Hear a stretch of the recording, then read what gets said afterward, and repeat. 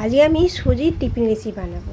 সেই জন্যে একটি পাত্রে গরম জল দিয়ে সুজিকে নুন দিয়ে ভিজিয়ে রাখছি। কিছুক্ষণ ভিজিয়ে রেখে দিয়ে নরম করতে দিয়ে চাপা দিয়ে রেখে দিচ্ছি।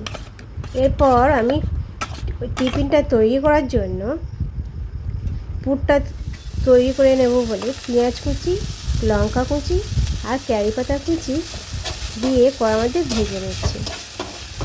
হালকা করে ভেজে নিয়ে ওর মধ্যে দুটো ডিম ফাটিয়ে দিচ্ছি। ডিমটাকে হালকা করে নেড়ে ডালা ডালা মতো যখন হয়ে যাবে সাইডে নেড়ে ওর মধ্যে লঙ্কা গুঁড়ো, হলুদ গুঁড়ো দিয়ে ওটাকে আমি ভালো করে তৈরি করে নিচ্ছি পুরের জন্য।